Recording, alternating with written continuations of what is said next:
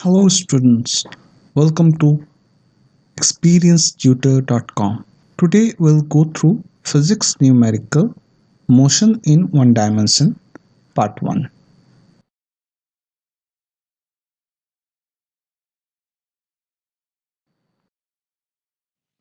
Let us start with the welcome message. Dear students, welcome to our channel experiencetutor.com. In this channel, we will teach physics, chemistry, mathematics and biology for the students of class 10th, 11th and 12th and those who are appearing for the school board examinations and entrance examinations like IIT, NEET and all state level engineering and medical examinations. This course is organized according to different topics for each subjects. Therefore, it contains separate video for each and individual topics. Hence, it covers complete syllabus for CBSE, ICSE, ISC and all the state board examinations and engineering and medical examinations. You can also find the relevant topics for foreign school examinations like SAT, IGCSE, IB, etc. Enjoy your learning. Thank you. Now let us go through few of the formulae for this lesson. Motion of a body moving in a straight line. V is equal to U plus AT, where V is the final velocity, U is the initial velocity, A is the acceleration and T is the time. S is equal to ut plus half at square, where S is the distance. V square is equal to u square plus 2as. Motion of a body moving against the gravity. V is equal to u minus gt. Here g is negative because its direction is different to that of acceleration due to gravity. H is equal to ut minus half gt square. V square is equal to u square minus 2gh. Motion of a free falling body. V is equal to u plus gt. H is equal to ut plus half gt square. V square is equal to u square plus 2gh. Here g is positive because its direction is same as that of acceleration due to gravity. Here h is the height and g is the acceleration due to gravity. Question 1.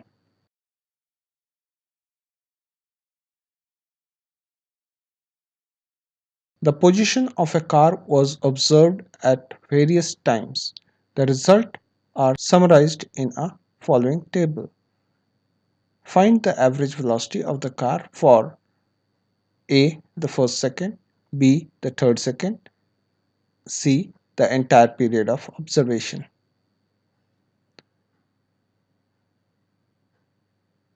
For the first question, A, we need to find out the average velocity. So average velocity is equal to displacement upon time taken. So here the displacement is 2.3 and time taken is 1 second. Therefore 2.3 upon 1, which is equal to 2.3 meter per second. B, again average velocity is displacement upon time taken. Therefore 57.5 meter minus 9.2 meter upon 3 seconds, which is equal to 16.1 meter per second. C, average velocity is displacement upon time, that is 57.5 meter minus 0 meter upon 5 seconds is equal to 11.5 meter per second.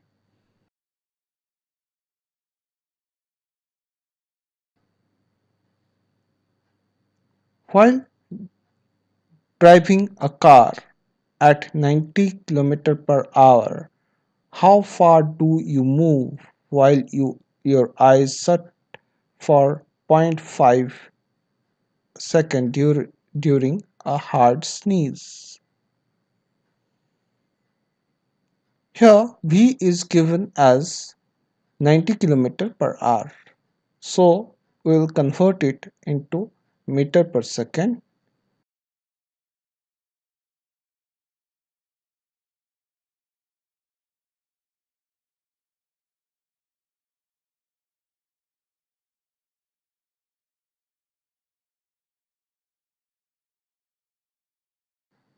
For that, we'll multiply by 1000 and divide by 3600. We'll get 25 meter per second. Thus, for 0.5 second, it will travel a distance v into t, that is equal to 25 meter per second into 0.5 second, which is approximately equal to 13 meter.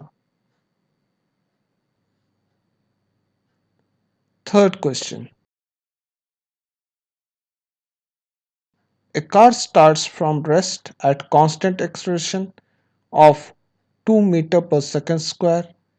At the same instant, a truck traveling with a constant speed of 5 meter per second overtakes and passes the car. How far behind the starting point will the car overtake the truck? Find what time will this happen. At that instant, what will be the speed of the car? So the equation of the motion for truck is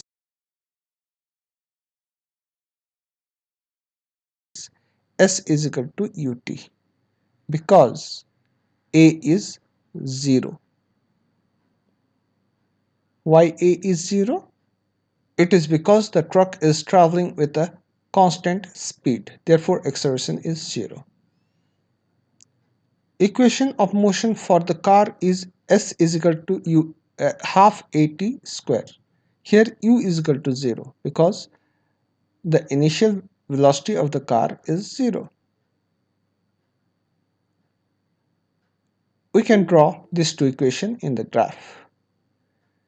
We can solve these two equations and our result will be S bracket 1 minus 1 as upon 2 u square bracket close is equal to 0. Here either S is equal to 0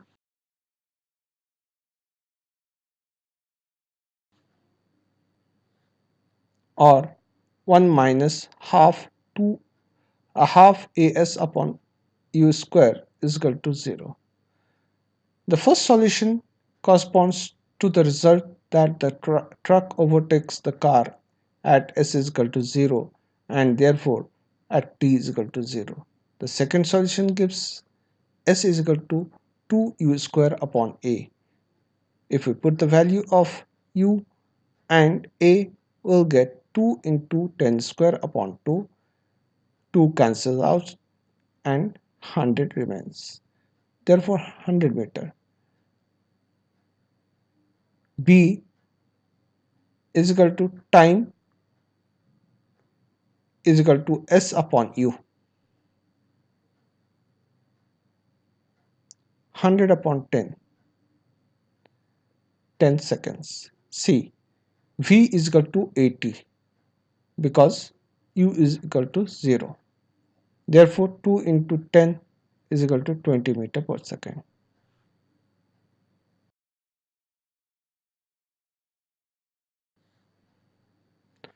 From an elevated point a stone is projected vertically upward. When the stone reaches a distance h below a, its velocity is doubled at what it was at a height h above a. Show that the greatest height by the stone above a is 5h upon 3. When the stone reaches at a height h above a, the equation of motion will be v1 square is equal to u square minus 2gh, equation 1. And when it reaches to a distance h below a, the equation will be v2 square is equal to u square plus 2gh. since the velocity of the stone while crossing A on its return journey is again u vertically down. Also, V2 is equal to 2V1 given in the sum. Combining equation 1, 2 and 3, we get u square is equal to 10 by 3 gh. Maximum height therefore will be h is equal to u square upon 2g, 10 gh upon 3 into 2g is equal to 5h upon 3.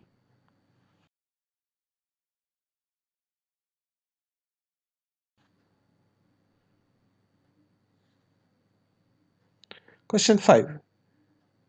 Sand dunes in a desert move over time as sand is swept up the windward side to settle in the lean side.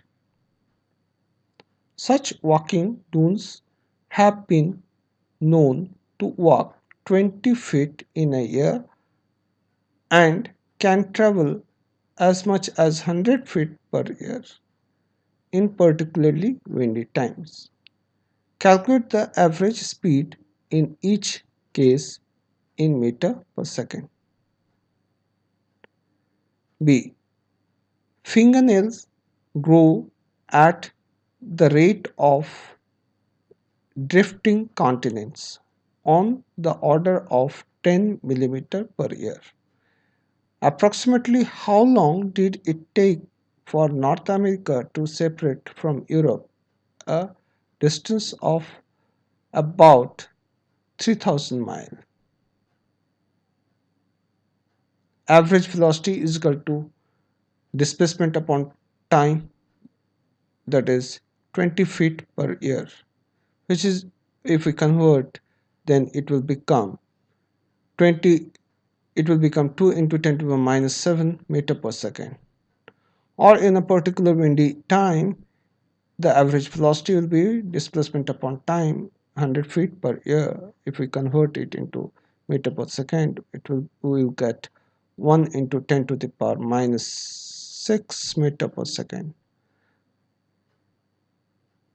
B. The time required must have been delta t is equal to delta x upon upon v, average velocity. And by putting these values, delta x is equal to 3000 mile upon 10 millimeter per year, and if we convert this, then we'll get 5 into 10 to the power 8 years.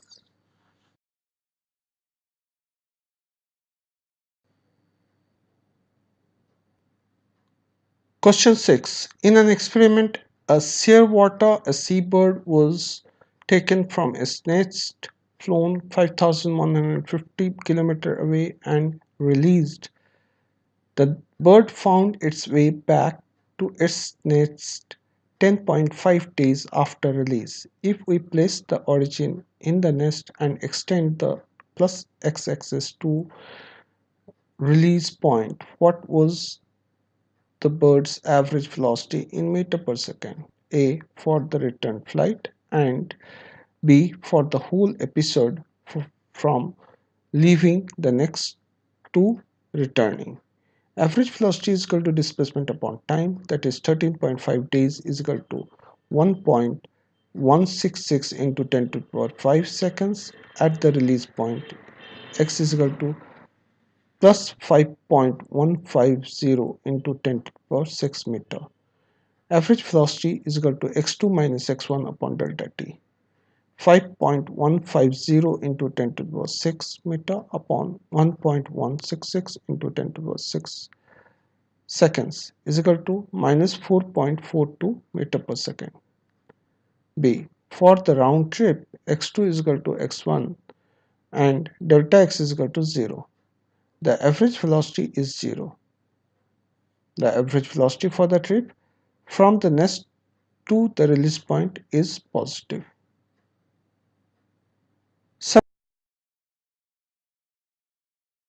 Seventh problem. You normally drive on a freeway between Santiago and Los Angeles at a average speed of 105 km per hour or 65 miles per hour, and the trip takes 2 hours and 20 minutes. On a Friday afternoon, however, heavy traffic slows you down and you drive the same distance at an average speed of only 70 km per hour, that is 43 miles per hour. How much longer does the trip take? Target variable is the time, delta t. Due to heavy traffic, it is longer. Therefore, the average velocity is equal to delta x upon delta t. So, delta x is equal to average velocity into delta t. Therefore, delta t is equal to displacement upon average velocity, delta x upon v. Using these informations, we can write delta x is equal to 105 km per hour, and we can convert it into proper unit, and we will get to 45 kilometer. Now we can use delta t is equal to delta x upon v, which is equal to 245 km upon 70 km per hour, that is 3.5 hour, is equal to 3 hours 30 minutes. The trip takes additional 1 hour 10 minutes. The time is inversely proportional to the average speed, so the time in traffic is 105 upon 70 into 140 meter, that is 140 minutes, that is 210 minutes.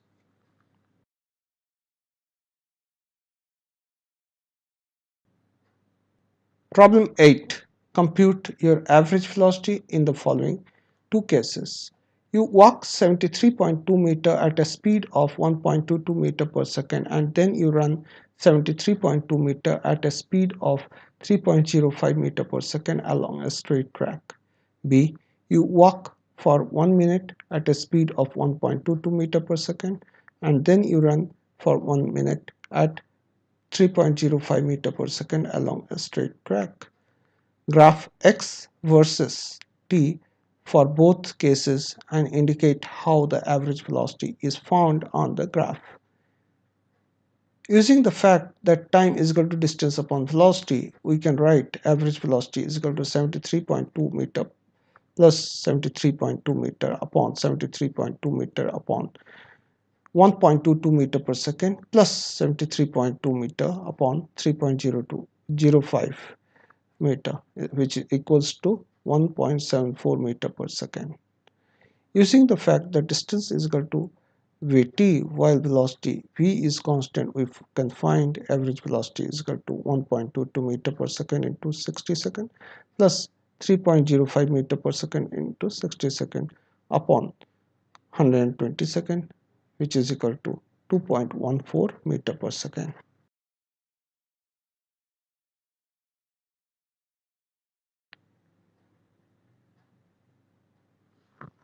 The graphs are shown below with meter and second understood.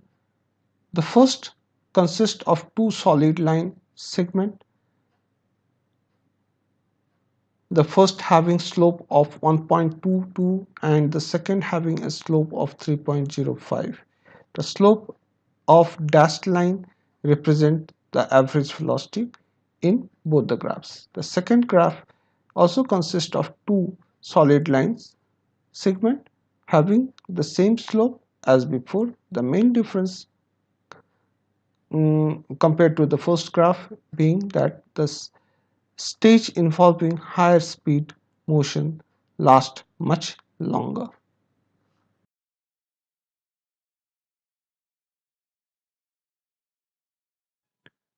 And this is the end of this topic.